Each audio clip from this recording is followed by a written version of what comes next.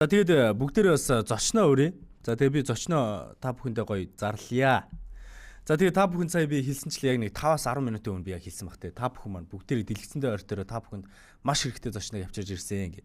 За тэгээд хүнсний шимт хижил судлаач, метаболизмын коуч, за тэгээд фитнес коуч, за тэгээд тэргэл маань ирсэн байна. За тэгээд бүгдээрээ тэрглийгээ студидтэй өрье. За тэгээд тэргэлтэйгээ бас маш олон зүйлсийн талаар ярилцсан. За сайн байна уу өглөөний минь. За та голтой цугаад тэгээд чивчээ өөртөө зүгээд микрофон өөртөө тааруулаа тухтаа суугаараа яг гэртээ байгаа юм шиг.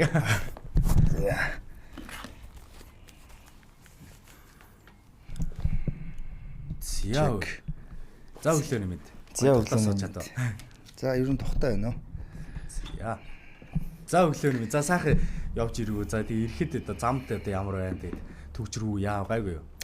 Ер нь нэлээд төвжирэлтэй байна. Бас саяхан Монголд ирсэн болохоор нэлээд хүүтэ ухагдж байна. Аргагүй ингэсэн баг тий. Сая би бас зөв санаж бол Баалигаас үрж ирсэн байсан тий. Тий, ерөнхийдөө жилдээ нэг удаа Индонез руу явчихдаг. Ер нь жилдээ нэг удаа ер нь нэг сар амардаг. Тэр хугацаараа явчихад ирсэн. Ер нь бол зориуд яг ингээд нэг сарыг онцолж явдаг үгүй юу? Тий, ер нь бол нөө бусад саруудад нь түлхүү ажилтай байдаг гэх юм уу. Тэгээд өвөлдөө яг нэг сарыг өөртөө зориулдаг. Яг эренгүүт нь л яг 4-9 ногтдаг те яг тийм зүйл боллоо те. Сайн харин жоохон юугүй явчлаа. Хит их хүүтрэн гэсэн бодлого өмнө жилдээ харьцуулаад ерөнхийдөө явчлаа. Тэгээ өнгөрсөн жил харьцангуй бас гайгүй байсан. Тий, харьцангуй гайгүй байсан. Өмнө жил гэхдээ бас жоохон удсан. Би чинь 3 сар гаргаж ирсэн. 12 сард яваад яг дунд нь нэг 90 очин байсан.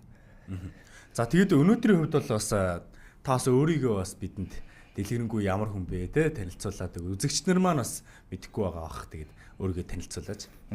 За энэ нэвтрүүлгийг үзэж байгаа та бүхэндээ энэ өдрийн мэндийг хүргэе. Ямар байцгаана уу? Эрүүл байна уу?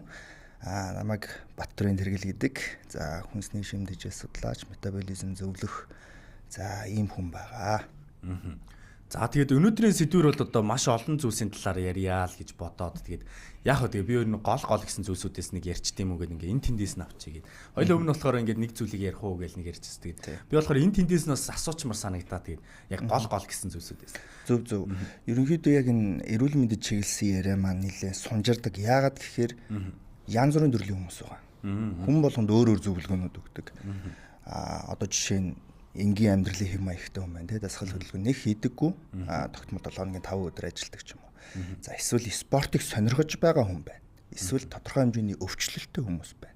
Ийм учраас одоо юу гэдэг жин нэмхүү, жин хасхуу гэдэг түгээмэл ойлголтууд дээр 3-4 төрлийн тайлбарууд дандаа гарч эхэлдэг. Тийм учраас яриа маань жоохон сунжрах гэдэг тал байдаг.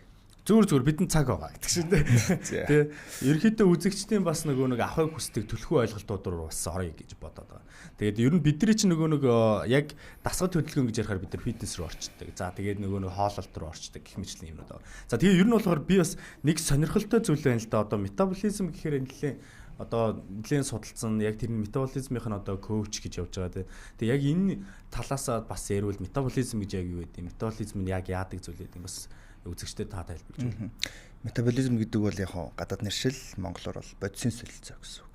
Хүний бид явж байгаа хими урлуудыг л хэлж байгаа. Энэ нь болохоор одоо хоол орлоо задлаа. За тэрийг одоо юу гэдэг өөх болгож хөрөнгөлүүлэх эсвэл болчоо уургаж авах процесс. Тэр катаболизм, анаболизм за мөн бусад одоо тэр хоол боловсруулалт оролцдог одоо хими урлыг ерөнхийдөө нийтэд нь бодисын солилцоо гэж нэрлэж байгаа. Яг энэ бодисын солилцооны зөвлөх гэдэг нь юу вэ гэдэг юм бол таны амьдралд ямар төрлийн одоо юу гэдэг нь бодисын солилцоонд оролцох хэвээр дадал байдгийг. Хэрхэн ямар дадлыг та биедээ суулгаснараа эрүүл амьдрах боломжтой. Дэлхийн эрүүл мэндийн байгууллагаас гаргасан зөвлөмж байдаг л та. Эрүүл мэнд гэж яг юу юм бэ? Энэ зөвхөн physical эрүүл мэнд гэдгээс гадна сэтгэл зүй болон нийгмийн харилцаа гэж орж байгаа. Тэгэхээр энэ бүлэг яг энэ дэлхийн эрүүл мэндийн байгууллагаар гаргасан судалгааны дагуу яг энэ бүлгээр авч үзэхээр Монголд яг эрүүл хүн байна уу гэдэг дээр жоохон өрөөсгөлтэй болчихж байгаа. Хэдий бие организмын хувьд эрүүлж гисэн нийгэм тодорхой хэмжээний асуудалтай байдаг юм уу? Эсвэл өөрөө сэтгэл зүйн асуудалтай байдаг юм уу? Ийм байдлаар.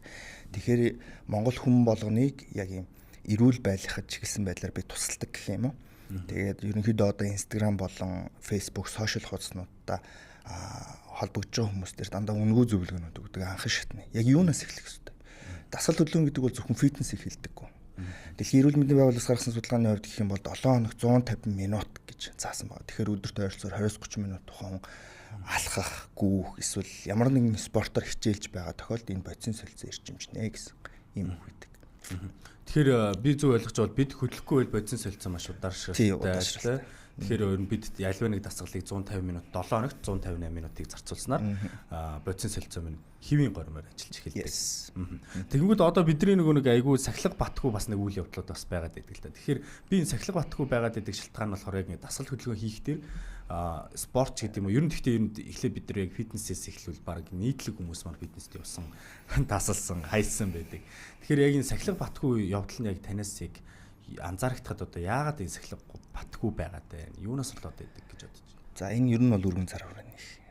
Яг хуу ерөнхийдөө ойлгомжтой байдлаар тайлбарлахад ямар нэгэн хоолны дэглэм, тогтмол дасгал хөдөлгөөн гэдэг бол тийм хэцүү зүйл бол биш. Яагаад хэцүү зүйл биш гэж байгаа гэхээр энийг та өөрийнхөө амьдралын нэг хэсэг болгох хэрэгтэй.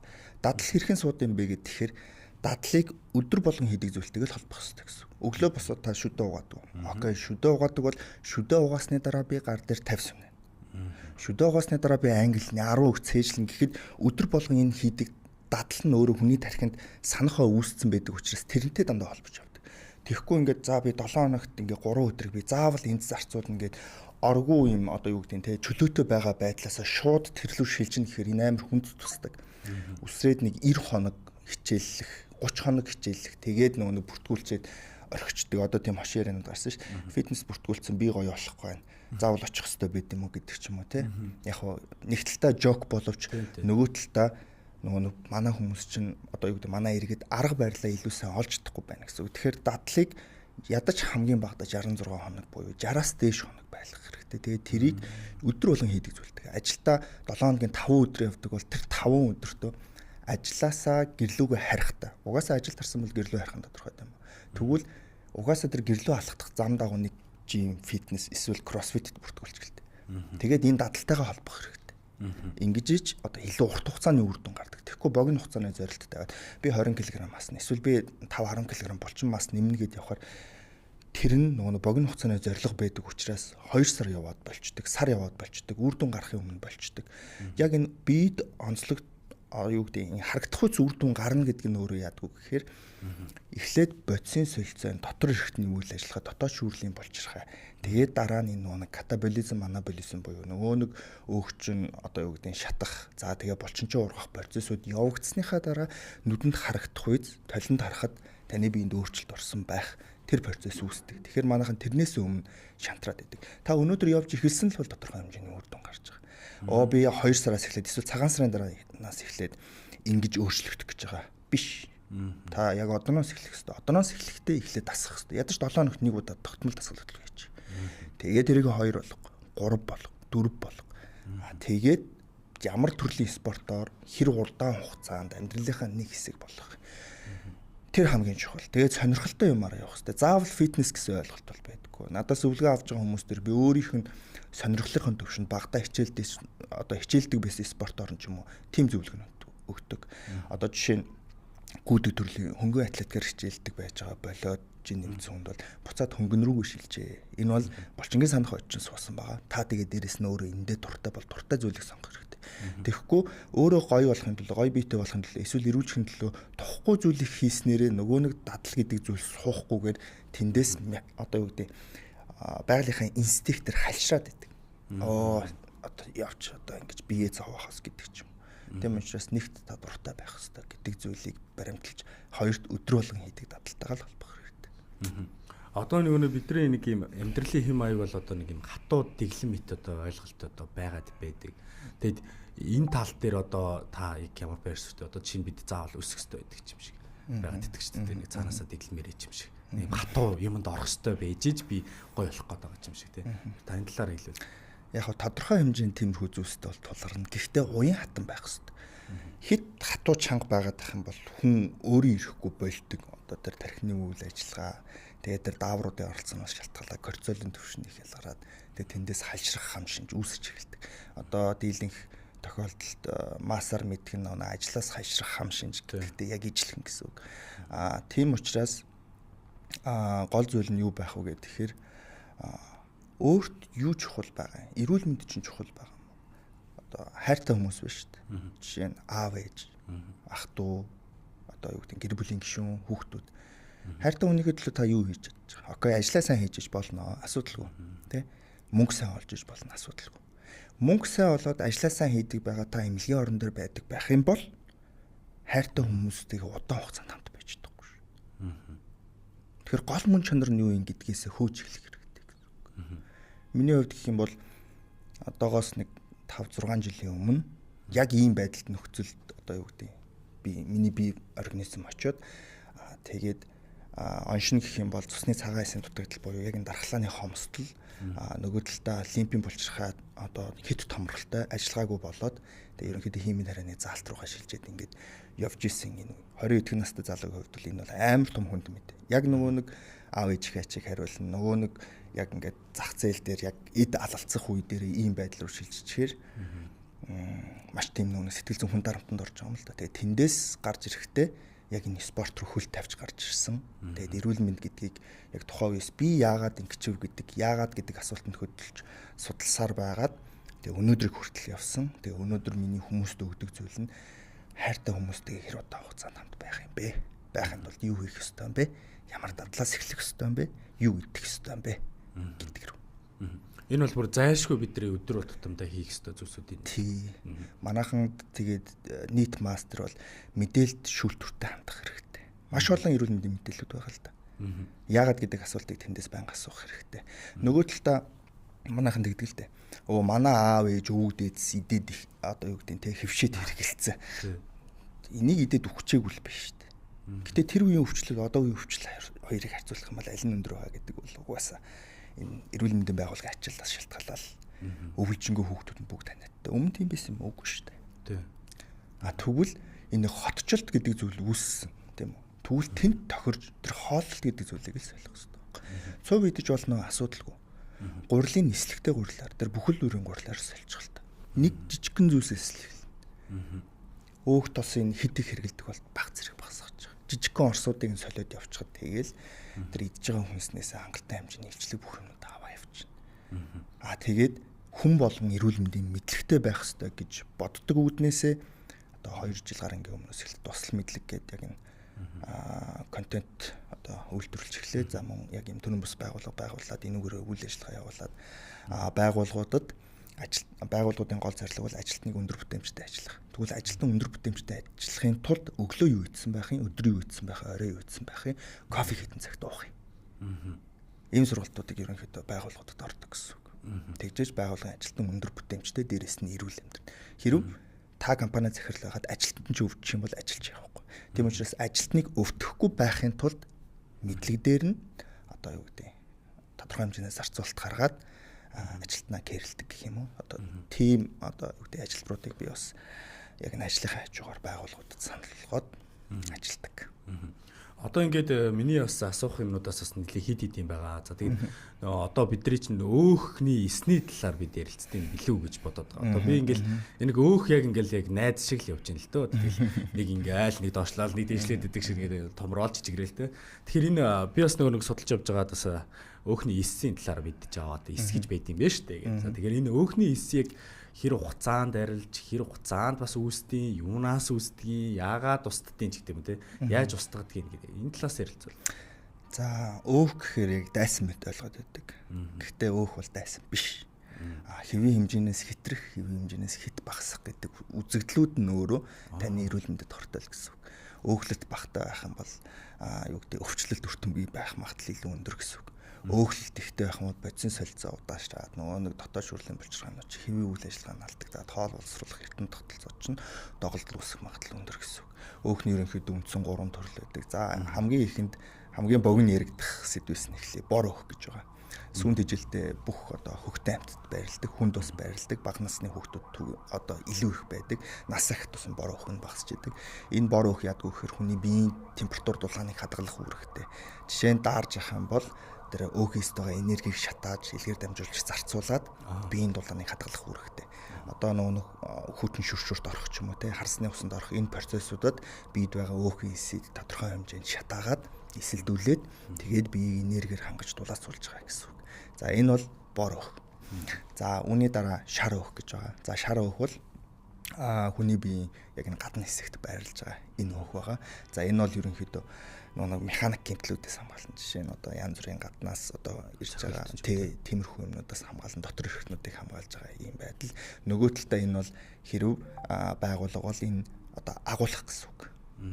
Одоо шаардлагатай үед таныг энергиэр хангах хэрэгтэй гэсэн үг. Одоо жишээ нь мацаг барихад барьж байгаа үед тэндээс одоо тэгэхгүй өөх байхгүй бол мацаг барих юм бол тэр хүн ч одоо булчингаач алдаад бүр одоо юу гэдэг тий бүр хэцүү байдал үүснэ. За тэгээд дараачих нь бол цагаан өөх. Энэ болохоор дотор эрхтэнд байрлах. Энэ бол хамгийн хортой өөх гэж яригддаг. Энэ болохоор одоо илгэнд үүсдэг ч юм уу тий. За ингэж үүссэн тохиол нөгөө нэг эрхтний чинь одоо жишээ нь одоо та маш сайн ингэж хөдлөхийг хүсэж илээ гэхэд таныг ингээд юу гэдэг өлгөдөд ч юм уу ингээд багалчвал та хөдөлж чадахгүй бол үнэхээр тухгүй байдал үүсэндээ ажиллаж хийж чадахгүй. Яг тэрнтэй ч идэлэн гэсэн үг. За ингээд ийм нийт 3 төрлийн өөх байгаа гэсэн үг. За өөх яаж үүсдэг гэхээр өдөрт авах хэвээр илчлэгээсээ хэд их хэмжээний илчлэг авч байгаа тохиолдолд өөхлөлтийн процесс үүснэ гэсэн үг. Жишээ нь та өдөрт 20,000 төгрөг зарцуулах хэвээр байлаа. За тэгэнгүүт мөнгөн дээр ярьж байгаа шүү. Тэгэнгүүт та өдөрт 30,000 төгрөг одоо юу гэдэг юм те зарцуулаад байлаа гэж бодоход тэр нэг 10,000 гэдэг чинь өөхлөлтийн процесс үүснэ л гэсэн үг байхгүй. Тэгэхээр гол утга агуулга нь юу гэж хэлэх гээд байна гэхээр хүн болгон харилцан адилгүй өдөрт тодорхой хэмжээний илчлэгүүдийг бие организмын шатааж идэг дасгалаар зүгээр амьсгалж явахдаа хоол боловсруулж явахдаа эсвэл зүгээр гэрээ цэвэрлж явахдаа ч юм ингээд шатааж идэг илчлэгийн хэмжээнүүд гэж байдаг. Хүн болгонд өөр байдаг бодисон солилцооны хордоос шалтгаална. За тэндээсээ илүүг авж байгаа тохиолдолд урт хугацаанд доктортой их авж байгаа тохиолдолд нөгөө өөхөлт гэдэг зүйл үүсэж байгаа. За хэрхэн шимэгддэг юм бэ гэх тэгэхээр за та тодорхой хэмжээнд дасгалт хөдөлгөөнтэй байгаад өдөрт авж байгаа одоо илчлэг чинь үндсэн одоо биений шин шатаахтай илчлэгээс нэг 500-аар эсвэл нэг 600-аар бага байгаа тохиолдолд одоо нөөц өөхөлдсөн байгаа энергиэс илчлэгээ аваад хэрэглэж нээл гэсэн. За ерөнхийдөө бол нэг юм. Одоо эдгээр одоо нэг хоол гэхээр бидгүй надад бол бүр ингээд хоол одоо яг дайсан шиг юмж төрдөг болоод байгаа шүү. Литерс ингээд би ямар хоол идэхээ ч ойлгохол за ямар ч гэсэн ингээд би ногоон өнгөтэй ногоон олнуудсаа хэрэглэх хэрэгтэй байх. Тэгээд ер нь бол боломжтой бол төргөө хоол идэхгүй байх хэрэгтэй. За тэгээд ер нь бол боломжтой бол бас гадуур хоол идэхгүй гэртээ сайхан хоол идчих гэдэг бодолтой байдаг. Тэгээ би яг энэ бодлоо ингээд яг өөртөө тэгээд ингээд харахаар би яг тэгж амьдраад ах шиг байгаад байгаа байхгүй юу. Тэнгүүд за нэг хөдөлт юм уу гэхээр за яг хөө мэдээж хэрэгс нэг лаг хөдлөд байгаа юм бол алга. Би бол ойлгоод байгаа. Яг би бол нийт одоо үзэгчтэй илүү гоё болох гол юм ингэж ярьж байгаа юм. Би тэгтээ судлаа явж яг ингэдэг. Тэгээ яг ингээд зүгээр амьдраа болоод тах чинь тэгээд уламжлалт тархлаад тах шиг байгаад тах юм ингээд би одоо ингээд анзаараад байгаа л да. Улам нэмээд тах шиг байгаад байгаа. Тэгээ харахаар одоо ингээд би одоо уул нь бол одоо юу гэдгийг миний идэх хэмжээ улам ихсээгүй мөртлөө тархлаад байна гэхээр би илчлэгээ буруу зохицуулаад байна гэсэн утгатай яг юунаас болж байгаа юм бэ? Асал хөдөлгөөнт бол. За хэд хэдэн төрлийн хүчин зүйлсүүд байгаа. Одоо айгүй өргөн цар үргээр л бас яригдана л та. Тэгэхээр за хаван байх магадлал ч юм уу те дотор эрхтний үйл ажиллагаатай холбоотой ч юм маш олон төрлийн юмнууд байх бах. Хэрв та одоо юу гэдэг өмнө иддэг байснаас арай өөрчлөө түргэн хоолнуудаа хасаа. За нэг арай нэг эрүүл амьдралын хэм маяг ирүүлшилжээд өөрөө хоолоо хийж иддэг болчлоо. Хажуугаар нь дасгал хийлээ гэж бодхож энэ дээр өөрчлөлт гараагүй хэрнээ та тодорхой хэмжээнд өөрчлөж байгаа бол булчин мас татж байгаа тохиолдол бас байх магадлалтай. Нөгөө тал дээр тэр их хэмжээгээр хоригдсан илчлэгийг багасгахын тулд өдөрт авах илчлэгийг нилээдгүй багасгах хэрэгтэй. Гэхдээ уурганы агуулмжаа багасгаж болохгүй, эслэгийн агуулмжаа багасгаж болохгүй, нүүрсний агуулмжааг л багасгах хэрэгтэй. Нүүрс ус гэдэг чинь ерөөсөө тэр тарих одоо бие организм хөдөлгөгч бүх энергийн зарцуулалтыг хийж байгаа одоо зүйл гэсэн үг. Тэгээд нөгөөтэйгүр одоо манайханд нэг юм түгээмэл ойлголтууд өгдөг шууд ийшээ орч. Орой 6-аас хойш хоол идэхгүй бол дурна. Яг тийм. Өглөө ерөнхийдөө ингээд би юм идэж чаддгүй иддэг болохоор би зүгээр өдөр хөнгөө хооллоод орой хөнгөө хоолчдаг. За энэ бол маш буруу ойлголт. Ер нь бол энэ дээр маш олон судалгаанууд ч байгаа. Яг хөө зарим хүмүүс бол энэний зөв тэ надад үр дүн гаргадаг. Окей гаргаж байж болно. Яагаад гэвэл хүн болгоны бие өөр. Гэхдээ нийтлэг хүмүүстээр энэ нь ажилдаггүй. Өглөө хоол заавал идэх ёстой. Юм идэх боломжгүй эсвэл аппетит нь байхгүй те идэж чадахгүй байх мал яда жоохон ч гэсэн тараг уугаад ч юм уу тодорхой хэмжээний эслэг тодорхой хэмжээний тослог баг зэргийн уураг авчих хэрэгтэй. Яаж хийж байгаад авах хэрэгтэй. Тэгжээж өглөө авсан энерги чи ямар энерги байгаагаас шалтгаалаад цусндах сахар чинь хэр өсөж бууж байгаагаас шалтгаалаад өдөржингөө яг тийм байдал руугаа шилжинэ гэсэн үг. Өглөө идээгүй хоол хүнс хэрэглээгүй байгаа тохиол өдөр хэд их хэмжээгээр идэх, орой хэд их хэмжээгээр идэх иймэрхүү асуудлууд. Дээрээс нь манайханд нэг юм ам хуурай байдаггүй нэг юм зуршил байдаг. За одоо яг тийм байна. Яг ингээд бүртгэнгүүд одоо жишээ нь би клиент дээрээ яг ингээд за чи яг өнөөдөр яг юу хийж байгаа нэг бүрчлэн бүртгэр. Өмнө нь асуухад бол би нэг юм мэддүү зүгээр өнцөө хоолнууд байдаг гэсэн байсан бол ингээд боох чехэр шагтаад ингээд янз бүрийн жижиг сажиг үзэм айлд орсон чинь ингээд зүгийн балтай цай өгсөн тэрийг нь уусан гих мэдчихлэн ч юм уу. Тийм учраас амаар юу орж байгаа гэдгийг маш сайн ойлгох хэрэгтэй. Ягаад гэхээр хүний биеийн өвчлөлийн 80% нь өөрөө амаар орждог. Үлдсэн 20% нь одоо агаар туслын зам болон юм халдварт байдлаар ингэж явж байгаа. Тийм учраас эрүүл байхын тулд амаар орж байгаа юм нэг бүрчлэн бүртгэх хэрэгтэй. Яагаад гэвэл таны бие хогийн сав биш гэдэг одоо юм түгээмэл үгнүүд бол байгаа. Гэхдээ та өөрийгөө хүндлэх хэрэгтэй байхгүй. Ингэж сайн ажиллаж ийж ийм орчин нөхцөл, ийм нийгэмд ингэж алцж ийж өөрийгөө одоо шийтгэж байгаа юм шиг тийм хоол өгч болохгүй байхгүй. Хайрлах хэрэгтэй байхгүй. Эрүүл хүмүүс өөрт хэрэгтэй, дуртайгаа биш, хэрэгтэй гэдэг хэрэгтэй. Дээрээс нь бие организмыг бол шагнахын тулд 7 хоногт нэг удаа биедээ зориулж дасгал хөдлөх. Энэ нь яванда та ингээд дасгал хөдлөм хийхгүй бол би чинь чилдэг болчихдог байхгүй. Дасгал хөдлөм хийхээр нэг гоё тавираа сонголт монголт хийгээд юу ч хийсэн болно шүү дээ. Тэр бие организмыг хөдөлгөж та ингэж нэг юм сонголт хийж ч юм уу тэгж амрааж явах хэрэгтэй. За оройн хоолн дээр. Өдөрт авж байгаа илчлэг маш чухал. Үүнээс гадна 6-аар өдөржингөө одоо юу гэдэг те ингээл түргэн хоол мал янз бүрийн мэдчихэд орой 6-аас юм хойш юм мэдхгүй байвал яах вэ? Тэр бол байж болох л бах л да. Гэхдээ өдөр өглөө оройнууд нь одоо юу гэдэг дажгүй хоолт явчаа тэнгуүтэ 6-аас хойш би юм мэдхгүй гэдэг юм бол тэр өөрөө нөгөө хүн дээрээ шантрах нэг том эрсдэл үүсдэг байхгүй. 3 сар нэг тэгж явснаа дахиад 3 сар юу гэдэг ингээд идчихэнгүүт дахиад 3 сар тэгж яваад энэ ч одоо таны бие организм чи ойлгох болж шүү дээ. Тэрглээ юу хийгээд байгаа юм бэ гэдэг рүүгээ шилжинэ гэсэн үг байхгүй. Тийм учраас 6-аас хойш юм мэдэж болно. Гэхдээ юу идэж байгаа юм бэ гэдэг чинь чухал. Нүүрс ус бол аль болох авахгүй байх хэрэгтэй. Тэр нь болохоор одоо цагаан будаа, удаан задардаг нүүрс ус болон бүхэл бүрийн бүтээгдэхүүн. Тодорхой хэмжээний эслэгүүд авч болно, тодорхой хэмжээний уургууд авч болно. За энэ нь ерөнхийдөө таны бие организм руу чинь тэр булчин, шүрмэс одоо юу гэдэг тэгээ тийш чинь ерөнхийдөө шингэжиж болно л гэсэн үг. Тэгээд манайханд бас нэг ойлголт өгдөг. Би идчихээрээ шатаачна, дасгал хийгээ шатаач. Энэ бол бас нэгдэлтэй амар буруу ойлголт. Шууд тэр идсэн юм чинь шууд шатаана гэдэг ойлголт бас өрөөсгөл ойлголт. Ерөнхийдөө 36 цагийн дүрм гэж байдаг. Та өнөөдөр юм идсэн бол тэр эсийн төвшин нийлэгдэх процесс хүртлээ өөх болж хадгалах хүртлээ 36 цагийн дүрм гэж байдаг. 36 цаг хэрэг өнгөрөх юм бол тэр өөхлөлт болж үүснэ гэсэн үг. Тэнгүүт та идчихгүйтэй шууд шатаана гэсэн ойлголт байхгүй. Ингэх юм бол нөгөө нүүрс зарцуултаад өөх болтын процесс руугаа явагдаж байгаа энэ дунд нь юм гэп үүсээд энэ гэп дээр ядгүй гэхээр таны автад илүү нэмэгдэж эхэлдэг. Тэгтээ нөгөө уян хатан гэж байгаа шүү дээ. 7 хоногийн за нэг 4-5 өдөр нь тэглэн барьж байгаа. За нэг 2 өдөр нь одоо юу гэдэг те дураараа хоолцвол да. Гэхдээ тэр 2 өдөр чинь хоорондоо зайтай байх хэрэгтэй. 3-4 хоногийн зай. Дараалсан биш үү? Дараалсан биш.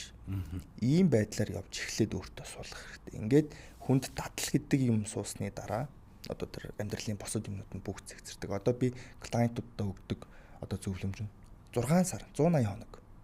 180 хоног амьдралынхаа 180 хоногийг надад зарцуулж байгаа. Хажуугаар нь ажиллаа хий, мөнгө ол, гэр бүлийнхэнтэй бай.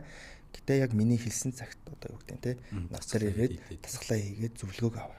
Энэ 180 хоногийн хугацаанд хүнд маш олон төрлийн дадлал суудаг байхгүй. Багшаа би ингээд бохир хооллоо гэсэн чинь ингээд ерөөсө бохир хоолч та байчиж. Энэ бол дадал байхгүй. Энэ бол маш сайн зүйл. Багшаа би ингээд нэг дасгал хийхгүй 3 хон чи гэдгсэн чинь бүр ингээд бие хөшөөд одоо барайнд оролттой биш те гэж бодоод тэгээд дасглаа хийлээ тань дээр буцаж ирлээ гэдэг юмнууд бас уучлаарай. Зүгээр. Тэгээ би бас эндээс хүмүүс сая болохоор ингээд нэг дурдчихэл та 180 хоног гэж дурдчихэд. Ер нь 180 хоног нь бас бодвол одоо яг тийм юутай хугацаа бах те одоо яг ийм хугацаанд л хүний хөршлөгддөг ч гэдэг юм. Энэ талаас ярилцвал за энэ дээр бол бие организм тасал болно. Одоо нөгөө 66 хоног дадал суна гэж байгаа шүү дээ. За энэ дээр бие организм, сэтгэл зүй, бодисын солилцоо энэ бүх юмнууд. Одоо ерөнхийдөө би бол хэлдэг ус уусан ч тархлахгүй байх боломж бол байдаг шүү. Хүмүүс тэгдэж шүү. Ус уусан ч тархлаад байх юм. Шүлсээ залхах харалж юм чийд байгаа. Энэ чинь ерөнхийдөө бодисын солилцооны л одоо үйл ажиллагааны л нэг хэлбэр байхгүй. Энэ дээр одоо анаболизм буюу нэрг нөөцлөлтийн процессын төлхөө өндөр байгаад байна л гэсэн. Тэгвэл катаболизм руу шилжихийн тулд 180 хоног байхтал болж байна гэсэн. Тэгэхээр одоо энэ чинээс би ярихад нэг хоолны талаар ярилцлаа л та сая хэлээ нэг нүүрс усаа жоохон басгаа тэгээд эслэг уурга авал тодорхой хэмжээнд бас авах хэрэгтэй ер нь хэрэгтэй. За өглөөдөө бас ямар нэгэн байдлаар хоол идэх хүсэлгүй байлаа гэхэд ядаад л нөгөө нэг эслэгээ уурга авчих хэрэгтэй өглөө гэд. Би тэгээд эндээс ойлгоход нэг зүйл мэдтгүү юм байна гэж би шууд яг одоо бодлоо. Маргаан ч бас мэдтгүү гэж маа. Тэр эслэг гэдэг байгаа нь яг ямар зүйлсүүд хэлээд байна вэ те. Уурга гэхээр би бол тодорхой хэмжээнд бас нэг өндөг юм болов гэж ойлгоод байна л та. Тэгвэл эслэг гэхээр яг юу хэрэглэх хэвээр. Яг яагаад эслэг гэдэг юм те. За эслэг гэдэг бол маш өндөр хэмжээний бактериуд байдаг. За эслэгтэй хүнснүүд гэх юм бол би хамгийн ойлгомжтойгоор тайлбарлахад за үүний газрын хөрс байлаа гэж бодъё. Газрын хөрсний дээр ургаж байгаа ногоонууд ямар өнгөтэй байдаг вэ? Дийлэнх нь. Ногоон өнгө. За ногоон өнгөтэй ногоонууд. Ногоон өнгөтэй ногоонууд дийлэнх нь одоо эслийн агуулмж илүү өндөр байдаг гэсэн үг. За мөн энэ дээр одоо юу гэдэг гадуур хальстай будаанууд ордог тийм үү? Энэ будаануудын хальсанд нь өөрөө эслэг гэдэг зүйл агуулгадж байдаг. Эслэг гэдэг зүйлийг хэрэглэснээр бие организм чинь бол нэг талдаа детокс болно гэсэн. Нөгөө орсон мах одоо юу гэдэг нь тэр босод бүтээгдэхүүнүүд чинь илүү сайн задлж өгнө. За тэр нарийн гидсний үйл ажиллагааг үргэлжлэх хөдөлгөөнийг илүү сайжруулна. Бүдүүн шулуун гидсний үйл ажиллагааг илүү сайн сайжруулах бүрэн боломж нь бүрдэж өгдөг гэсэн үг. Тийм учраас өвөлдөө махчнууд идэж байгаа бол хажуугаар нь жоохон ч гэсэн ногоо оруулж байгаа. Цөв хийж байгаа бол цовиндаа тодорхой хэмжээний жоохон ногоо хажууд нь идчихээ. Ногоон өнгөтэй ногоо. Ногоон өнгөтэй ногоонуудыг. Энэ ногоон өнгөтэй ногоонууд нь ерөнхийдөө газрын хөрсний дээр ургадаг дийлэнх хүнсний бүтээгдэхүүн удаан задардаг нүүрс ус буюу биеийг доктортой хугацаанд энергиэр хангадаг гэдэг одоо нэршлийн дор явдаг. Харин газрын хөрсний доор ургадаг нь болохоор хурдан задардаг буюу биеийг богино хугацаанд энергиэр хангах. За үүн дээр нэг тодруулга өгөхөд жишээ нь за энэ будаа үртэг хальстайгаа байлаа гэхэд энэ хальстайгаа байгаа бол энэ удаан задардаг нүүрс доор нь хальсыг аваад доторлыг нь гаргаад ирэх юм бол газрын хөрсний доор ургадагтай ижилхэн хурдан задардаг руу гашилж нэ л гэсэн үг. За одоо яг ойл би яг эслэг гэхээр сая бүр яг бодоод одоо лимон яриад байгаа. Жүүж яриад тэр бол цитрус руу гэдэг ингээд нэг цитрус руу тийм. Харин нэг тиймэрхүү юм болоод за тэгээ би энэ чинээс бас нэлээ асуултууд бэлдсээ тэгээ би бас танаас асуунаа л гэж бас бодоол энэ тэгээд энэ одоо ажлын ачаалттай хүмүүсийн хувьд одоо хамгийн бодиттой хоолтын зөвлөгөөнүүд яг юу гэдэг юм бол тийм. Ямар ажлын ачаалттай вэ гэдэг шалтгаална. За ростороор ажилд юм уу, шөнөөр ажилд юм уу, эсвэл ажлын 5 өдрөөр ажилд юм уу, суугаа ажил хийд юм уу, хөдөлгөөнтэй ажил хийд юм уу гэдгээс шалтгаалаад зөвлөгөөнүүд нь бүгд өөр өөр гэсэн. За тэгвэл ерөөсөө хамгийн бүр хүндээс нь л эхэлчихэ зүгээр. За хамгийн хүн дээр одоо жишээ нь за би ч өөрийгөө тийм хүнд гэж боддог. Гэхдээ би бол хувьдаа л ямар ч амралтгүй ажилдаг гэж боддог өөрийгөө. Нэгтгэс суулаад ням гарыг хүртэл би ерөөсөө ямар ч амралтгүй ажилдаг. Тэгээ маш олон төрлийн ажил хийдэг болохоор тэрийг бүгдийг ингээд хуваарлаад явж байгаа ч гэсэн тэгэл 7 хоног л ажиллаждаг. Тэгэхээр яг ийм хугацаанд бол одоо миний яг хүсдэг нэг л зүйл байгаа гэдэг. Тэр нь болохоор шууд унтах л байдаг. Зүгээр л унтчих тий. Тэгээд тархи амрах гэдэг. Тэгэхээр хөдлөх биш бүр эсрэгээр зүгээр л унтчих хүсэлтэй байдаг. Яг нэг ийм хүн нөхцөлтэй дундуур нь яг яах хэвээр байдаг. Дараачих нь хоёрт нь болохоор одоо мэдээж хэрэгс ростертэй хүмүүс байдаг тий. Тэр энэ хоёр талаас нь ярилцвал.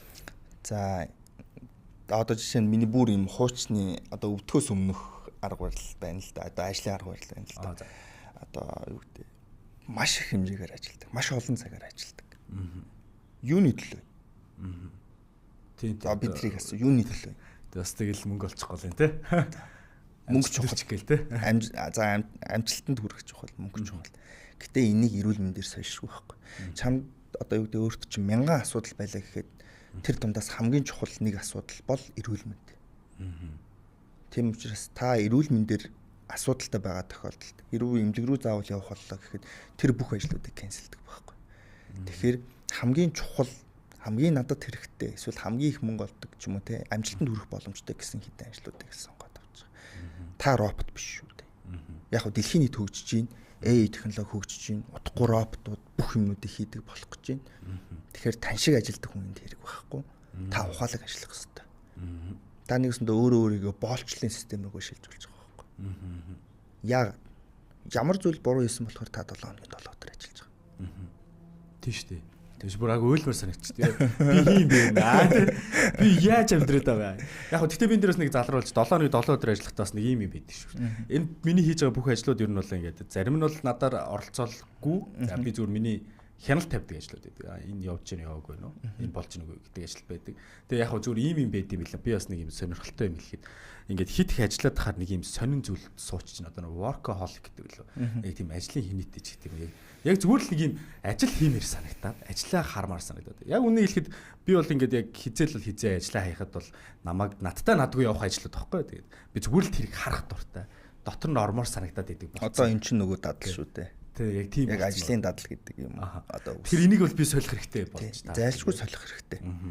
Одоо юу гэдэг нь те манай үзэгч олон бол мэдж байгаа. Хин нэвтрүүлгийг үздэг хүмүүс мэдж байгаа. Үнэхээр мундаг залуу. Үнэхээр чи мундаг залуу бол одоо эрүүл мэндэд анхаар. Өдөө 20 хэдэн насн дээрээ те чи өөрийн харагдахгүй булчинг те бид харж үзээгүй булчингаа чи харах хэвээр. Чи өдөө 20 хэдэн наснда өөрөөсөө гарахгүй хэмжээний тэр тесрэлт хүчийг гаргаж тэр хурд хийж тэ хоёр хөлөөрөө тэр 40 эдийн арьсмарын хоёр хөлөөрөө чи тэдэн секундэд 100 метрийг туулах тэр чи мэдрэмжийг авах хэрэгтэй байхгүй. Чи юу хийж ийн гэдэг чинь эсийн төвшөнд генетикийн төвшөнд хүүхдэд өглөгддөг санаах бай мэт. Тийм учраас энийг заавал хийгэрэй гэж би зүгээр амжилтлан зөвлөмөр байна. Бос хүмүүстэй ч гэсэн.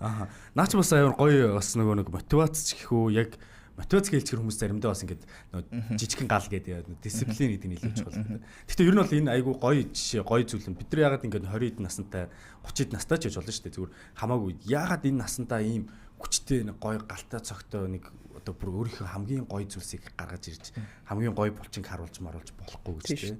Тэгээ энэ зүйлийг бас дотроо маш сайн ойлгох хэрэгтэй байгаад байна. За тэгээ энэ чинээс бас нөгөө нэг эрүүл хоолыг бас маш үнэтэй гэдэг нэг юм ойлголт яваад байгаа.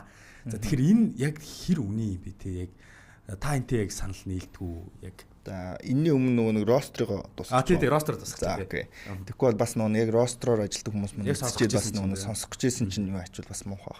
За ростроор ажилладаг хүмүүс төр дийлэх гардаг юм нь юу вэ гэхээр тэгэхээр юм нийгмийн өөрчлөлтөнд байдаг. Энд бол Улаанбаатар хот гэсэн нэг нийгэм дотор байдаг. Тийшээ очиод нэг 4-5 мянган хүнтэй дахиад нэг өөр нийгэмшилтэй байгаад байдаг. За энэ хоёр дээр дасан цогцох гэдэг нэг юм гарч ирдэг. За хоёрдугаарт гэх юм бол одоо ростер ажиллаж байгаа хүмүүс маань шөнийн ээлж бол өдрийн ээлж гэж гардаг. За яг зарим нь бол дандаа өдрийн ээлжтэй байх бах. Тэгээд нормын хоолноттой байдаг. Цаанаас нь нормоор хоол идэг. Дархлаа дэмжих бүтээгдэхүүн цаанаас хэрэгэлдэг. Би өөрөө бас нэг хуучин ростероор ажилладаг. Хүний нөөцийн албан тушаал ажилладаг гэсэн. Уурхад. За тэгэнгүүт тэдгэр хүмүүс яадаг вэ гэхээр унтаад босоод ирдэг. Тэнгүүт нөгөө амьдралын хэв нь өөрчлөгддөг. За энэ дээр яг өгөх зөвлөгөө гэх юм бол та хизээ унтаад хизээ сэрж тэр сэрсэн цагаа та өглөөний цаг гэж бодоод өглөөний хоолтоо яг тэр эслэг авах, хуураг авах гэдгээрээ яг явах хэрэгтэй. Гэхдээ дотор хэрэгтэн бол хямарж идэг. Тийм учраас тогтмол шинжилгээнд ороод явбал зүгээр байдаг шүү. Ерөнхийдөө шөнөөр ажиллаж байгаа хүмүүс маань ерөнхийдөө яг энэ эрүүл мэндийн асуудалд өртөх магадлал нь арай өндөр байх гэдэг. Жингийн нэмэгдэл нь бас одоо юу гэдэг тархалт нь арай илүү байх гэдэг магадлал байдаг. За нөгөө талдаа уурхай дээр ингэж одоо юу гэдэг те зарим эрхүүдийг бол хязгаарладаг. Ийм байх хэсгүй, тийм байх хэсгүй, ийм байх хэсгүй. Энд бол чөлөөтэй шүү дээ. Тэгээд ийшээ ирэнгүүтээ нөгөө тэнд нэг тодорхой хэмжээнд тий хүсэхгүй байсан юмнууд энд айлуулах хийх гэдэг ингээд одоо юу гэдэг зарим зүгээр кейс шүү. Ингээл маш их шоуддаг, эсвэл маш их аялж зугаалдаг ч юм уу те ингээд яг тэнд л ингээд амар амар их ажилдсан. Угаасаа ажиллаж байгаа учраас угаасаа өлсөж байгаа учраас угаасаа их идэж байгаа. Тэгээд ядарч байгаа учраас унтж байгаа. Ерөөсөө ийм хэмнэлээр авчиж байгаа. Юу хажуугаар нь тэр 12 цаг ажиллаж тасгал хийнэ гэдэг чинь бас тийм амар биш. Тэгээд дээрэс нь тэр чинь авах хэвээр цагийн ойр гэж байгаа тийм. За тэгэнгүүт энд ирэнгүүт нөгөө тэнд байсан бүх юмнуудаа өөрчлөлт. Тэгээд ирээд нөгөө нойр солигдолтын асуудал гэдэг ингээд маш олон асуудал байдаг. Тийм учраас ростроор ажилладаг хүмүүстэй зөвлөхдөө ростроор ажиллаж байгаа үедээ ядаж өдөртөө нэг 20-30 минутыг шат зам одоо юу гэдэг нь тэр нэг хичээлэх боломжтой спорт төр зарцуулаарай. За тэгээд идэхтэй айлуулах цадах гэж биш, айлуулах одоо юу гэдэг нь тэр амталж зажилж идэх хэрэгтэй. За уламжлалтын амгаах ухаанд ч байдаг. За монголчуудын хоол зүйн дээр ч байдаг. Хоолыг маш сайн зажилж идэх хэрэгтэй. Зажилж идэж байгаа тохиолдолд араанаас маш их хэмжээний шүлс ялгарч идэг. Энэ ялгарсан шүлс одоо жишээ нэг хоолыг одоо юу гэдэг идэх гэж байгаа хоолоо ирж зажилж байгаа тохиолдолд тэр ирж ажилтанд хагас балгах шүлс ялгардаг. Ингээд хоёрж ажиллахад нэг бүтэн балгах шүлс. За ингээд нийт 4 удаагийн хоол зажилтанд баг нэг юм жижигхэн цайны аяг шиг хэмжээний одоо юу гэдэг шүлс ялгарч одоо руу орж идэг. Ингээд нөгөө нэг дүүрэх мэдрэмж, татгалан мэдрэмж, дээрээс нь их идэх автотын мэдрэмжүүд бүгд багасч эхэлдэг. Тийм учраас бас маш сайн ажиллаж идэх хэрэгтэй гэж хүмүүстээ бас зөвлөдөг. Манайхан ч гэсэн бас маш сайн ажиллаж идээрэй гэж хэлмээр байна. За тэгэд өргөжлүүлээд бас юу ячдөө хоёлаа бас ийм ажлын юмыг угаасаа л ярьсан юм чи ажлын 5 өдөр хин ч бас ярьчих. За ажлын 5 өдөр байгаа бас хүмүүс маань яг яаж бас байх хэрэгтэй зөвлөгөөнөөс нь. За ажлын 5 өдөр байгаа хүмүүстэй гэж зөвлөхөд за ажлын 5 өдрийнх 2 өдрийг нь тодорхой хэмжээний бэлтгэл зарцуулчих гэж. Яг ажлын 5 өдрийнх Өглөө байж болно, орой байж болно, эсвэл өдөр ажлын тий дундуур байж болно. За хас санд одоо бүтэн санд гэр бүлээрээ ч юм уу одоо юу гэдэг нь өөрөө ч юм уу уул хатна гардаг ч юм уу хагас сандаа дуртай нэг спортороо хичээлж. Тэгжил зөвлөмөр байна. Ажлын 5 өдөр ч юм бол ойлгомжтой шүү дээ. Хагас бүтэн санд 5-аас амрах хэрэгтэй. Тийм шүү. За яг хажуугаар нь хаасл хийгээд идвэл за хагас бүтэн санд 5-аас амрах хэрэгтэй. Ажлын 5 өдөр өглөө 8 одоо юу гэдэг өглөө 9-өөс орой 6 хүртэл ажиллана. Окей, тэр чинь угаасаа тодорхой юм чинь үлдсэн танд сул цагууд нь хаана гарч ийн тэр цаг дээр юу хийх боломжтой байна. Тэгээ дээрэс нь партнертай болж байгаа хэрэгтэй. Ганцаараа харах хүн ингээд нэг хаяа нэг юм болчмоор үе байдаг байхгүй. Цэс шиг шиг. Партнертай болчих юм бол зориг нэгтэй хүнтэй болчих юм бол одоо би болмоор байсан ч гэсэн тэр хүн ингээд нэг цагаа гаргаад нэг залгаад ингэнгүүт чинь цаац очигээд ингээд очдөг. Оччихвол юм бол тэр процесс ингээд маш урт үргэлжилдэг. Тийм учраас партнертай байх хэрэгтэй л гэж зөвлөмөр байна да. За тэгээд нөгөө би бас дундаас нэг асуулт байгаа шүү дээ. Одоо нэг эрүүл хоол хүнтэй юу? Тэ? Яг энэ дээр та юу гэж бодож байна? Яг хоо гадуур хоолсноос бол хамаагүй хямдхан байдаг. Бүр хиддэг хямдхан байдаг. Яг хоо ерөнхийн нийтлэг хүнсээ авч хэрглэж байгаа хүмүүсийн хажууд бол яг баг зэрэг үнэтэй байх магадaltaй. Ягаад тэгэхээр зөвхөн мах гурил иддэг хүмүүс. Зөвхөн мах гурил төмс иддэг хүмүүс. Төгөөмөл хол шүү дээ. За тэнгууд энэний хажууд чинь нөгөө нэг өндөг орж ирээ, тэ овёос орж ирээ, тэ ингээд янз бүрийн ногоонууд ингээ ороод тэгэхээр төрөлжилт нь олон болоод тэгэхээр жоохон үнэтэй тусах магадлал байдаг. Гэхдээ та ингэж ажил хийж мөнгө олж байгаа юм чинь өөрийгөө эрүүл байлгахаас чанал шүү дээ тийм битгий харамлаарай л гэж хэлмээр байна. Яг нэг үеэ бодох юм бол одоо 2021 он 22-ыг бодох юм бол арай өссөн байгаа. Ер нь юмны үн бас ингэ төгрөгийн ханьж чигсэн бас ингэ өөрчлөгдсөн юм байна. Гэтэ баян мах идэд баян гурал идэд нэг талтаа зүгээр та залахгүй байна уу? Яг нөгөө талтаа тэр хүн дадал суудсан байгаа л да. Одоо иддэг хүнсэл байна, идэж чадахгүй хүнснүүд гэж байна. Нөгөө талтаа одоо би баг одоо юу гэдэг залуучуудыг гэх юм уу? Дийлэнх нь одоо 35-аас доош насныхныг 35-аас одоо доош насныхныг ерөнхийдөө хуулиндаач тэр залуучууд гэдэг заасан байгаа. Аль болох олон төрлийн хүнс хэрэгэл. Аль болох улс үндэстэн болгоны ногоо энэ бүтээгдэхүүнүүдийг хэрэгэл. Яагаад гэхээр жишээ нь тэргэлгэж хүний аав нь юу иддэг байсан бэ? Тэрийг задалдаг байсан бактери нь миний нарийн гидсэнд байгаа гэсэн үг. Тийм учраас би айраг ухаар гүлэхгүй. Тийм учраас би борц төр бүлэхгүй.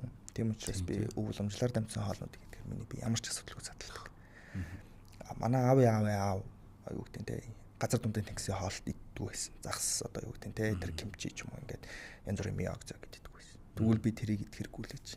Яагаад гүйл гэж байгаа. Яагаад гэвэл задалдаг нөх. Энэ задалдаг фермент нь байхгүй байна гэсэн үг. Жишээ нь хүмүүс гадагшаа дотгошоо аялахаар явсан гот иймэрхүү асуудал тулгардаг шүү дээ. Гүйлгээл ингээл хорж байгаа тураад ч юм эсвэл хавна гэж. Яг хэвээр гэх юм бол одоо малын гаралтай одоо үнэ гэж болно те. За үнэний тийм ашигтай бактери аваад учиж болно. Тухайн оронд өвс тэжээлэр нь идсэн малын ашигтай бактери хэрглэж байгаа л чинь тодорхой хэмжээнд мал боловсруулсан байна гэсэн үг шүү дээ. Тэр орж ирэхээр тэр гаднаас одоо таны идэд гүйлгээд байгаа хүнснүүд орж ирэхэд задлах боломж процесс нь илүү үүснэ гэсэн үг.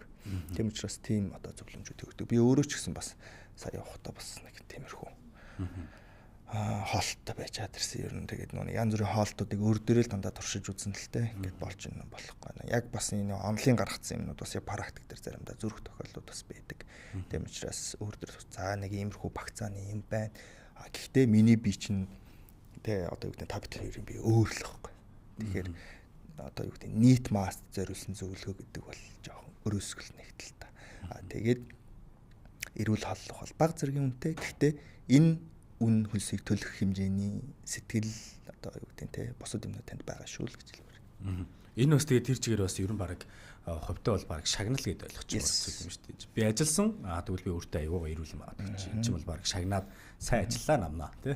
Сайн ажиллаад хэрэглэе гэж байгаа зүйл юм шүү дээ тий. Одоо төрсөн өдөр болохоор лаа үлээж одоо юу гэдэг те ингээ гадуур халтагтай л ижил юм байхгүй. Би бол аль болох төрсөн өдөр баяр ёслол болох юм бол одоо гэр бүлийн юуныхаа дүү мөч юм их чинь төрсөн өдөр өдөр болох юм бол аль болох гэртээ хоол хийж өгөх гэж байдаг.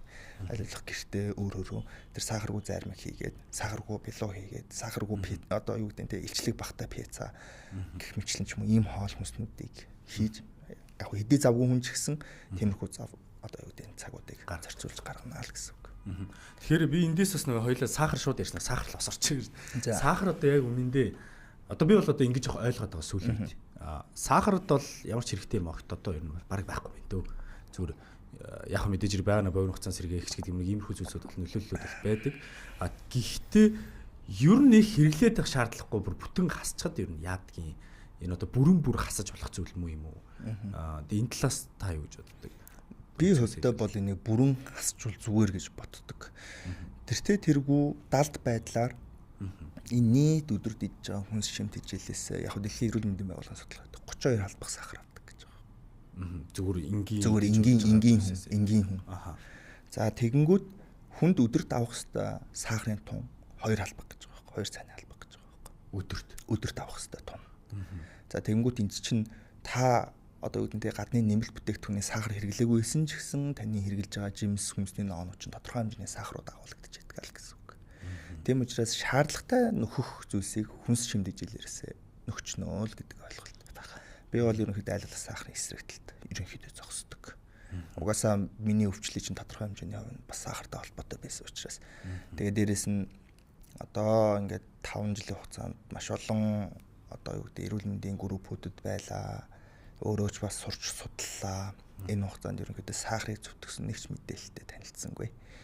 Сахарыг буруутгасан, сахараас үүдэлтэй өвчлөлийн талаарх бол хэдэн зуун нийтлэлтэй уншиж танилцсан. Тийм ч учраас одоо бас даагч нартай зөвлөдөг юм айл болох сахар битгий хэрэгэл, айл болох цагаан гурлыг битгий хэрэглээрэй. Бусдыг бол та зохистой хэмжээгээр өөртөө тохируулаад хэрэглэх болно гэдэг зөвлөмжийг л өгдөг. Тэгэхээр энэ бол би зөвл ойлгож байгаа юм. Ерөөсөө тэр чигээрээ сахарыг хасчих. Бусдаар бол хоолоо идэж идэл бид нэг жоохон зохицуултыг хийгээд ирүүлэе хүчрэг болж. Харин яг ирүүлэе хүчрэг олох гол нэг хоолтой хийж идэл хажуугаар нь сахараа хэрэглээд л байх юм бол тодорхой хэмжээнд тэнд нэг гэрстэл үсээд байна гэдэг ойлголттой. Тэгээ би эндээс нэг асуухад бас нэг юм байна. Үзэгчтэй ч гэсэн одоо илүү ойлгомжтой бас хэрэгтэй болов ч гэж бодож байна л да. Тэгэхээр ер нь бид нар ер нь ингээд дасгал хөдөлгөөн хийхэд коуч гэдэг хүн одоо хэр их одоо чухал гэдэг. Одоо эхэлж байгаа би ингээл оронгот коучтэй байх хэрэгтэй гэдэг юм уу? Коучгүй байх хэрэгтэй гэдэг юм уу?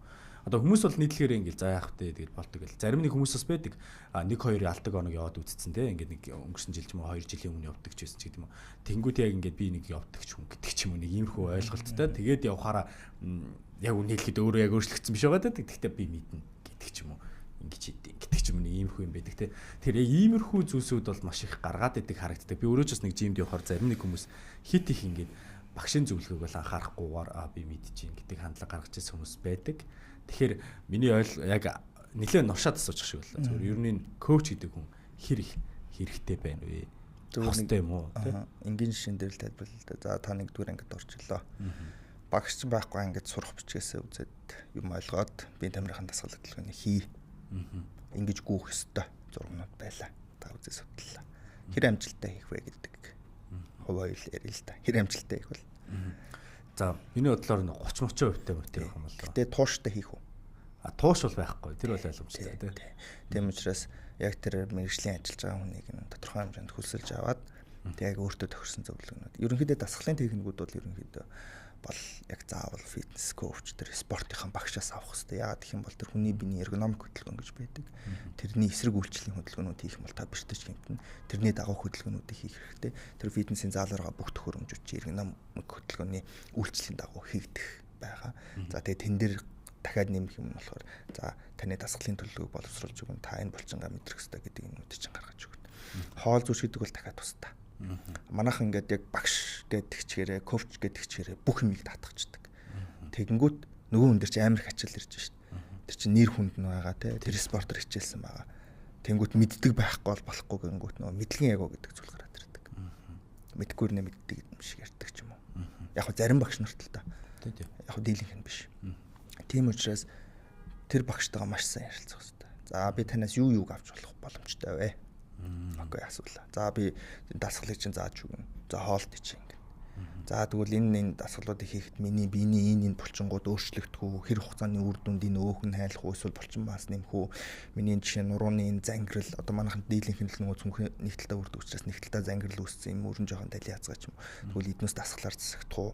Хөлний маань энэ хэсэг ингээд жоохон майг эсвэл дутуу харагддаг энэ булчингаар нөхөх боломжтой юу? Нурууны эндээс суулттай энд тохируулсан та дасгал зааж чадах уу? Окей тэр болж байгаа юм бол дасгалаар нь нэмээд танд хоолтын зөвлөгөө гаргаж өгнө гэж. За тэгвэл За би ийм хүнснээс харшилт юм аа. Ийм хүнсийг оруулахгүйгээр та надад меню гаргаж өгч чадах уу? Окей чадна. За түгээд менюг нь гаргахаар болох юм бол за энийг би яагаад идэх ёстой вэ? Окей тэр болгонд чи хариулах ёстой. Хариулж явах юм бол ерөнхийдөө авах хэрэгтэй. Тэгээд яг миний зөвлөдөг саяхан бас рилер болсон юм байгаа л да. Тухайн фитнесийн хамгийн сайн багш яг л. Одоо л яг яг энэ фитнесийн багш нар чинь ингээд заавал нэг юм сертификаттай юутай байж гэдэг юм байхгүй болчихлоо шүү дээ. Тэр хүн би энэ гоё бол эсвэл тэмцээн уралдаанд орсон бол ингээд чөлөөтэй эн чинь чөлөөтэй зах зээл болсон. Ингээд чөлөөтэй багшлах хэрэг болж байна. Нөгөө талдаа эн чинь хүний эрүүл мэндэд тулж ажиллаж байгаа байхгүй. Жишээ нь одоо тэр хүн шатан дээр ч юм уу эсвэл зам дээр кардио хийж халж байхдаа тэр чихвчээр дуу сонсож байгаа бол хэдэн децибелээр сонсох хэрэгтэй юм гэдгийг мэдчих хэрэгтэй байхгүй. 100 дээр сонсоод байх хэрэгтэй юм уу? 80 дээр сонсоод байх хэрэгтэй юм уу? Эсвэл 65-аар сонсох хэрэгтэй юм уу? За тэгээд тэр хамгаалах хэрэгсэл готл бүснүүд нь ямар готл бүснүүд байх хэрэгтэй. Ямар хувцснууд өмсөх хэрэгтэй. Тэгэхгүй ингээд жоохон жингийн илүүдэлтэй хүн ороод ирэнгүү. За чи ийм мак өмс. Тэнгүүт нөгөө хүн чи хараад бүр готрон нэстэ тэр чи амар юмнууд аж ахуйн яваад тах чи өөрийг харангууд. За багшаа ер нь тэгээд тэр чи хичээс одоо юу гэдэг янз бүр байгаад ч юм уу. Тийм учраас тэр хувцснууд одоо юу гэдэг багш нарын хувьд тэднүүсийг бас маш сайн зөвлөж өгөх хэрэгтэй баг. Зөвлөдөг багш нар ч бас зөндөө байгаа. Тийм ээ жоохон уршчлаа. Үгүй зүгээр яг бидэнтэйс яг хэрэгтэй зүйлс байлаа. За тэгээд фитнесийг бол төр хугацааны зорилго шиг бас хүмүүс нэлийн хүлээж авдаг шүү дээ. Тэгээ энийг одоо юу гэдгийг бид яг энэ нөгөө өмнөх сэдвийнхаа бас нэг дахиад жаахан задлахж байгаа яриад болох гэж байна л да. Тийм болохоор үр дүнгээ хизээ бид одоо мэдэрч болох боломжтой болдгийн те. Тэгэхээр одоо бид нар бол богино хугацааг л хүсдэг. Ер нь угаасаа л те. Цаанаасаа л ягаад ч юм бэ. Тэгэхээр бид энийг хизээнээс яг үнэхээр энэ ч нас те би чинь болж шүү гэдэг мэдрэмжийг авах юм. Энэ бас богино хугацааны биш гэдэг ойлголтыг яаж ойлгохдаг болох вэ те яг энэ талаас. За энэ дээр бас нэг хоёр асуулт гарч ирнэ. Эрүүл байхын тулд явж байгаа юм уу? Эсвэл булчинтай болоод галбирчаад одоо юу гэдэг гоё болохын тулд явж байгаа юм. За би энэ дээр айгүй муухай жишээ хэлж. За дийлийнх нь бол миний бодлоор эрүүл гэдгээс биш. Гоё харагдах байх гэж би боддог. Хойдоо. Тэгэхээр эндээс зоригтой болол. За яг тэгээд гоё болохын тулд явж байгаа бол 3 сар шүү дээ. Гэтэ тэр чинь маш олон төрлийн нэмэлтүүд өөртөө чинь санал болгоно. Дотор ирэхэд чинь бүгд ачаална. Гоё биетэй ирнэ. Эрүүл биш хүн байх уу? Эсвэл урт хугацаанд да хичээллээд өөрт тохирсон жинтэй биетэй эрүүл байх уу?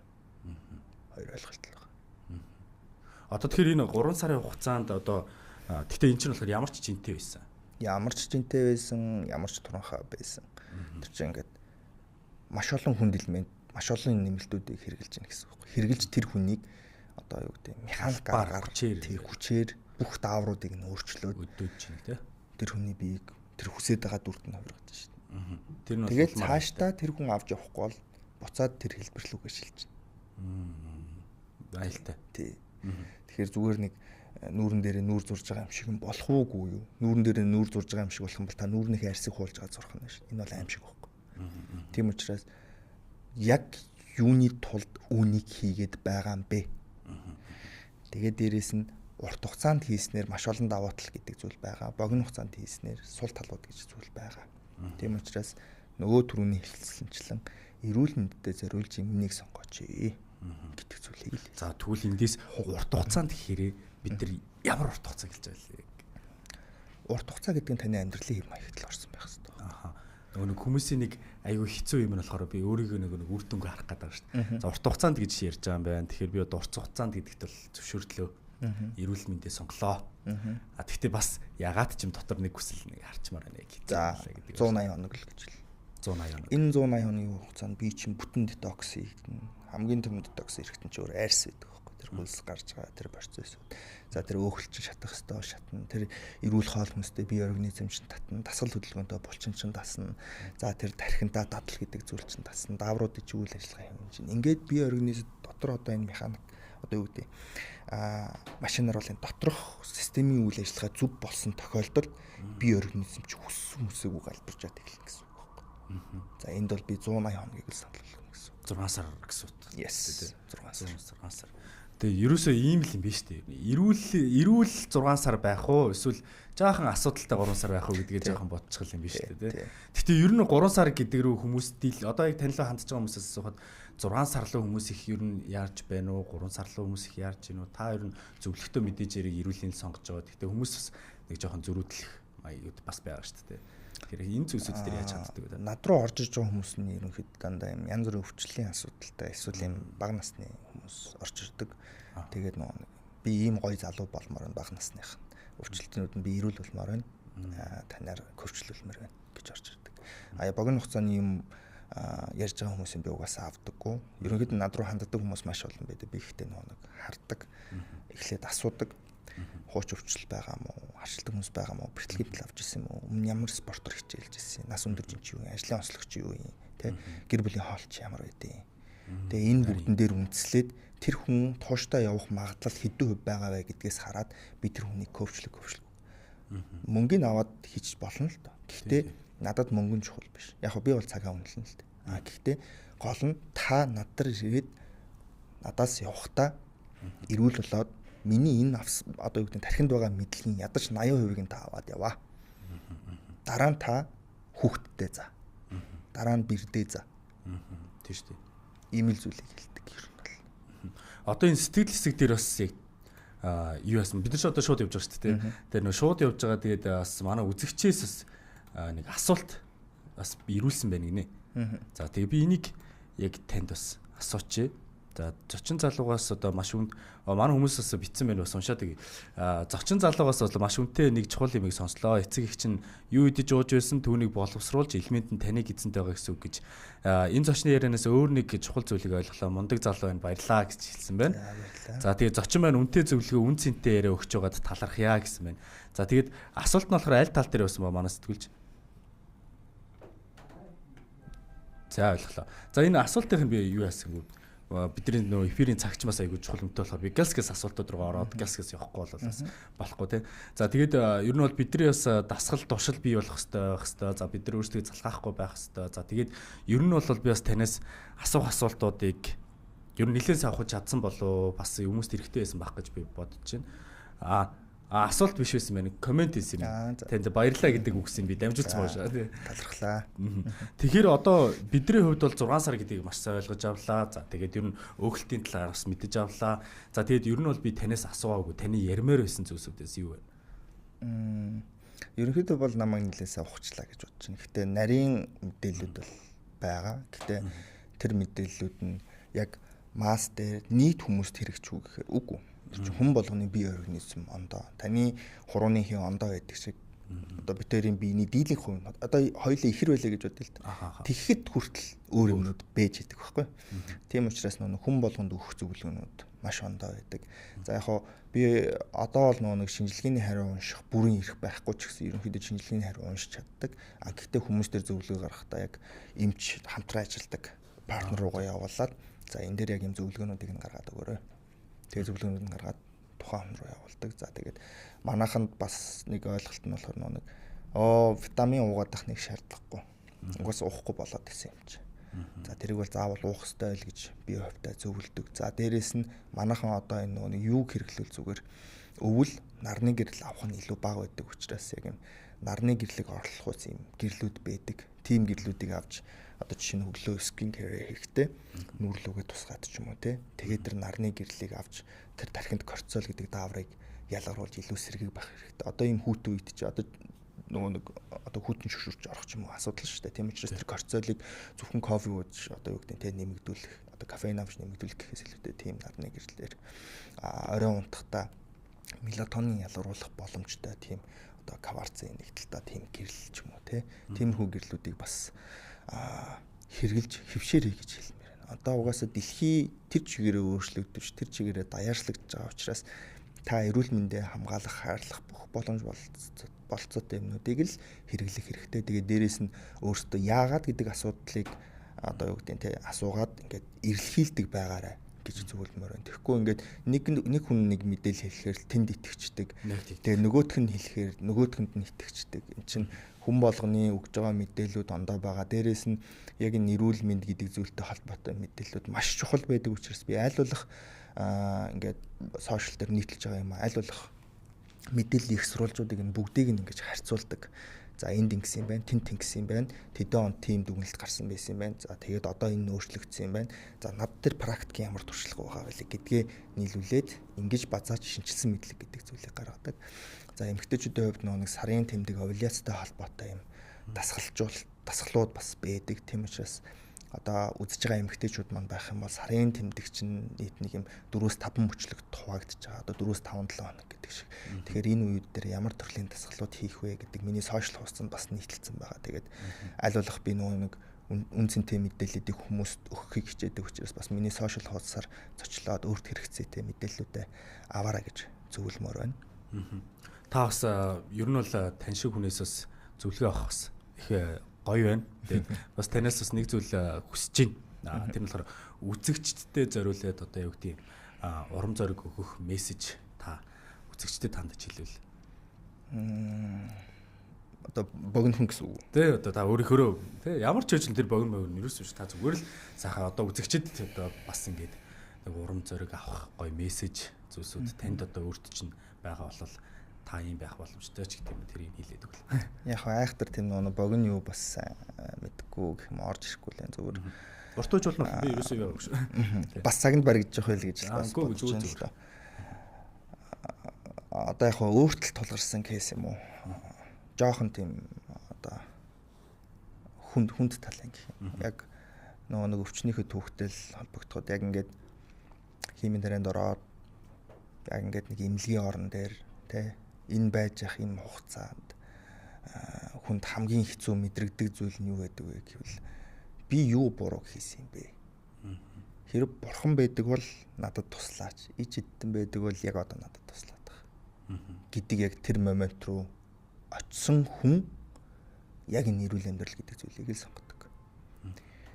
Тийм зүйл рүү битгий очиорой гэж би хүмүүсийг зөвлөмөр байна. Хэрэг та яг одоогийнхороо ингээд яваад ажил чинь чухал, карьер чинь чухал гэж яваад байвал хизээ нэгэн цаг тиймтэй нүүр тулна шүү. Айлгаж байгаа юм биш. Гэхдээ энэ бол бодиттой. Дэлхийн эрүүл мэндийн байгууллага дээр гарсан судалгаануудаас үзэхэд Монгол улсын илгэний хорт авдар, хотоодны хорт авдар дэлхийд тэргүүлэх хэмжээгээр явж байгаа. Хүн амынхны индекс туухад үзэхээр маш өндөр. Тэгээд хөгт толбод төрсэн Монголд заяад одоо Чингисийн үр сад гэдэг хүмүүс ингэж явах ёстой юм уу? Тэр түүхээрээ бахархт юм бол та яг тэр бахархдаг шигээ өөрөө эрүүл байгаач. Яг тэр Чингисийн баатрууд дэлхийн талыг эзэлсэн шиг тийм хүчрхэг сэтгэл зүй, хүчрхэг генчин байгаа бол тэр генэ physically Asia үсээ тэрийг шээрлэхээс илүү та өөрөө тэр тесрэлгүүч тэр бүх юмыг гаргаач. Та өөр хүүхдийн төлөө, хайртай хүмүүсийн төлөө өөрийгөө илүү хайрлаач. Та өөрийгөө хайрлахгүй бол хүн таныг хайрлахгүй. Энэ зүйлийг одоо ойлгож авсан гэх юм уу? Ойлголоо. Би таны бас туусан зүйлсүүд дээр бол маш их бахархаж байна өвдөө бол. Тэгээд яг хамгийн гол зүйл дээр нь яг энийгээ хийгээд олон хүмүүсийг бас одоо өөрчилж байгаа. За тэгээд олон хүмүүст нөлөөлж байгаа. Тэгээд тэр болгон бас хүмүүст тусалчий гэдэг сэтгэлээр контентоо хүргэж байгаа танд бас маш их баярлалаа.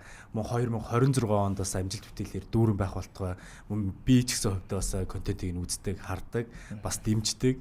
За тэгээд маш олон хүмүүс маань сая үзээд маш олон зүйлийг ойлгож авсан бах, мэдэх ёстой зүйлсүүд бол маш олон байсан бах гэдэгт итгэлтэй байна. За тэгээд мөн мэдээж ирээс та бүхэн маань бас үнгүү зөвлөгөө авах боломжтой гэдгийг хэллээ те. Тэргэл багшийн сошиал хаягийг за энэ чинь тэргэл багшийн сошиал хаягийг хэлээд өгөөч гэдэг сэтгэл бас ирсэн байгаа даа байна. За тэргэл official гэдэг. Тэгээ Instagram дээр тэргэлцэг official гэсэн Instagram хаяг байгаа. Instagram дээр ерөнхийдөө идэвхтэй байдаг. Facebook дээр болохоор тэргэл Баттур гэсэн Facebook хуудас байгаа. Энэ хоёроор ерөнхийдөө төлхөө мэдээллүүд болон зөвлөгөөнүүд өгдөг. Ерөнхийдөө бүх юмнууд нь дийлэнх нь үнэгүй гэсэн үг. Яг нэг миний цаг заваас гаргаад одоо юу гэдэг тасгалжуулалт авч байгаа юмнууд л тодорхой хэмжээний төлбөртэй болохоос би ингээд фитнест явах гэсэн юунаас эхлэх үү эсвэл ийм уураг уух гэсэн яах гэсэн их гэсэн гэдэг юмнууд төр бол бүх зөвлөгөөнүүд маань үнэгүй. Тэгээд дээрэс нь зөвлөгөө авах гэж байгаа хүмүүс маань юу над руу илгээсэн байх ёстой вэ гэдэг юм бол өөрийн нас, за өндөр, жин ямар зорилготой байгаа, амьдралын хэв маяг нь ямар байгаа, дасгал хөдөлгөөн хийдэм үү, за тэгээд бэртэл гэмтэл авч ирсэн үү, өмнө спортоор хичээлж ирсэн үү, харшилдаг хүнс байгаа юу гэд энэ зүйлс дээр нь тулгуурлаад би анхан шиднээ зөвлөгөө өгнө гэсэн үг. За маш их баярлалаа. Тэгээ та бүхэн бас сонссон баг. За тэгээ мөн дээрээс нь 2026 онд амжилт бүтээлээр дүүрэн байгуулалтаа маш олон хүмүүсээ одоо эрүүл ахуйд нь оруулж өгөөсэй. Тэгээ маш олон хүмүүсийг өөрчлөөрэй. Одоо өөрчилж явж байгаа бах. За тэгээ танд маш их баярлалаа. Тэгээ өнөөдөр бас та энд ирж бидтэй бас ярилцлага хийсэнд маш их баярлалаа. Баярлалаа, урьсанд баярлалаа. За тэгээд нийт үзэгчтэй хандаж хэлэхэд хоолны дэглэм гэдэг бол тийм хэцүү зүйл биш шүү. Тэгээд өнөөдөр хийж байгаа таны энгийн жижигхэн дадал маргааш эрүүл амьдралыг чинь бүтээх болно. Хайртай гэр бүлтэй чинь хамт байх урт хугацааг бий болгох болно. Тэгээд эрүүл байж ихийг бүтээгээрэй гэж хэлье. За баярлалаа. За баярлалаа.